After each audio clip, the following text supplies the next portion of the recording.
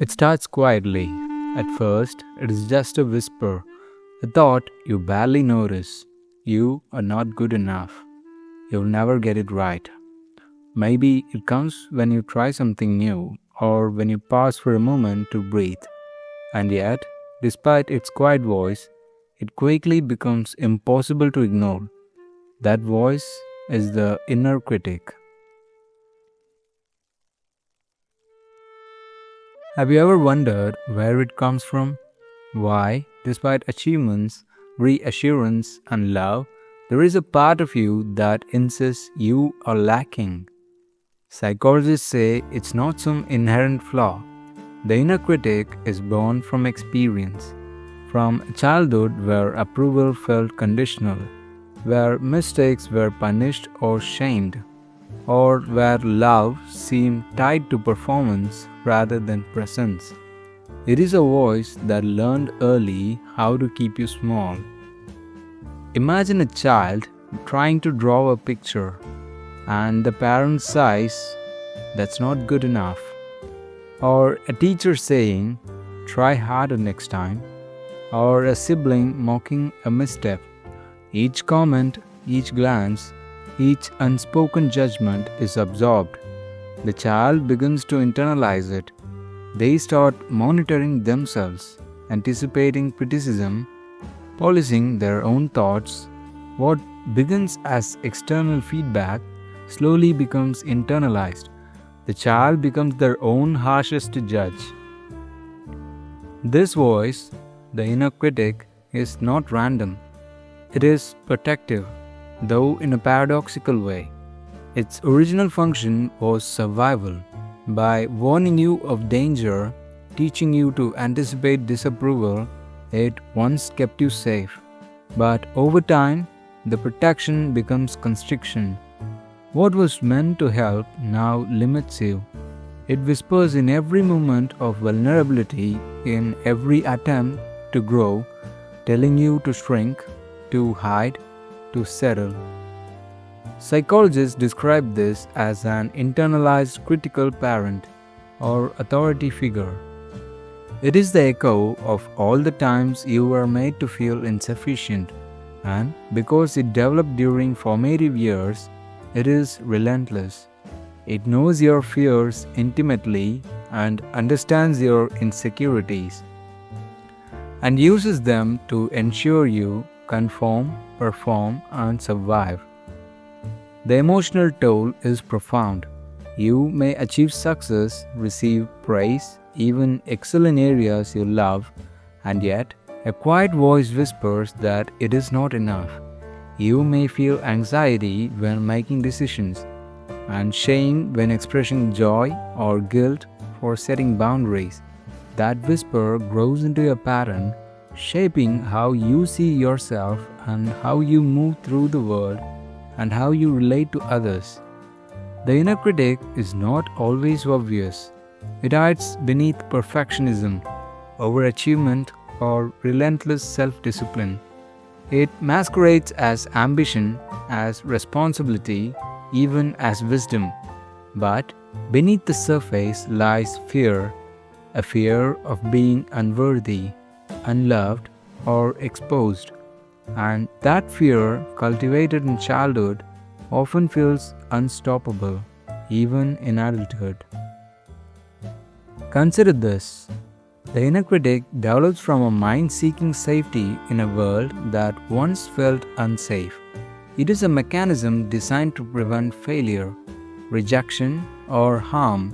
But as the years pass, the voice often becomes misaligned with reality.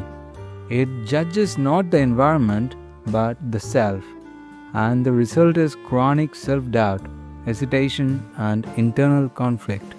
Yet, even in its harshness, the inner critic is not evil. It is a reflection of care, misguided, conditioned, but ultimately born from a desire to protect you. It is a reminder that somewhere in your past you needed guidance, correction, or reassurance that you did not receive.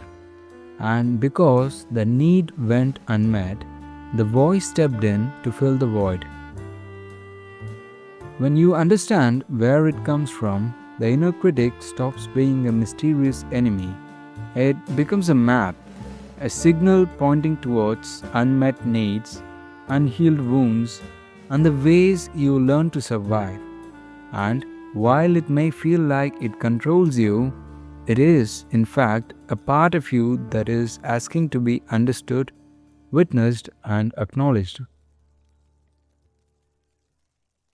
The inner critic is ancient, persistent, and cunning. It whispers in your quietest moments and shadows your triumphs and magnifies every mistake. But knowing its origin, seeing it as a learned pattern rather than a truth about your worth, it is the first step towards transforming its power. By adulthood, the inner critic no longer whispers, it dictates. It shapes choices, relationships, and even how you rest. Every decision is measured against its judgment. Am I enough? Did I do this right? Will they approve of me? And when the answer doesn't satisfy it, guilt, shame, or anxiety emerges. The inner critic never sleeps. It watches, waits, and reminds you of past failures, real or imagined, to keep you in check. It shows up in the small things. You hesitate to speak your mind at work, fearing criticism. You over-explain to friends, worried your feelings are too much. You defer joy, dismissing compliments and telling yourself that success or happiness is undeserved. And all the while, the voice says it is protecting you from disappointment, rejection, or exposure. But in truth, it limits you from fully living. The inner critic thrives on comparison. You measure yourself against others, magnify their strengths, and minimize your own. Social media, childhood memories, or even casual interactions become fuel for its judgment. And the paradox is cruel. The very survival mechanism that once kept you safe now keeps you small, anxious, and disconnected from your own potential. Psychologists explain this as a learned pattern of self-regulation gone awry. The brain, conditioned to anticipate disapproval, defaults to self-criticism. Every time you internalize failure or ignore your needs, the neural pathways for the critic strengthen. It becomes automatic, reflexive, a voice that seems inseparable from your thoughts. But it is not your essence. It is a habit, a deeply ingrained habit, but still a habit that can be observed, questioned, and changed. In relationships, the inner critic can be especially insidious. It whispers that your needs are burdensome, your feelings are inconvenient, and your presence is secondary. You may overgive, overcompensate, or stay silent to avoid conflict, all while believing it is for the good of others. And the inner critic praises this self-effacement, reinforcing the belief that love is conditional and approval must be earned, that you are never quite enough. It also hides behind perfectionism. If the critic can convince you to achieve, perform, and control outcomes, it can avoid exposure. Mistakes become intolerable, rest feels guilty, and spontaneity seems dangerous. The inner critic has mastered subtly. It often masquerades as ambition, discipline, or wisdom, while secretly feeding insecurity, anxiety, and shame. And yet, there is a path forward.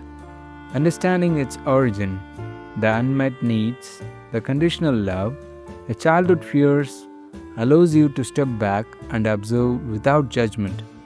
Mindfulness, journaling, therapy, and compassionate self-talk are all tools that create space between you and the voice. With awareness, the inner critic becomes a guide rather than a jailer. It signals where you are most sensitive, where healing is needed, and where courage must be exercised. Transformation is gradual. Start by noticing the voice without engaging it. Name it.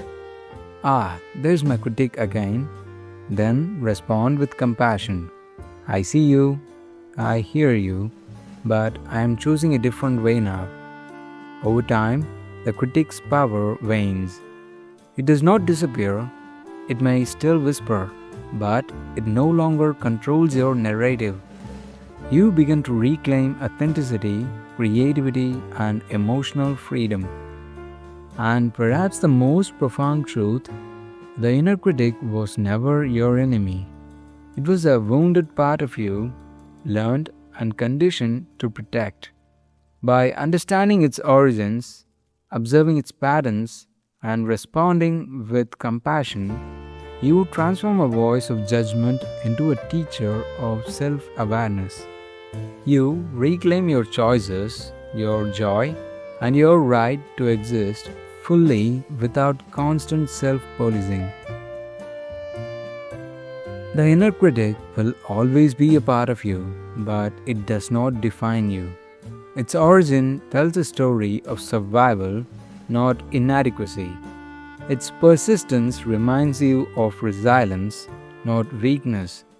And each time you witness, acknowledge, and respond differently, you reclaim the parts of yourself that were once silenced, doubted, or dismissed.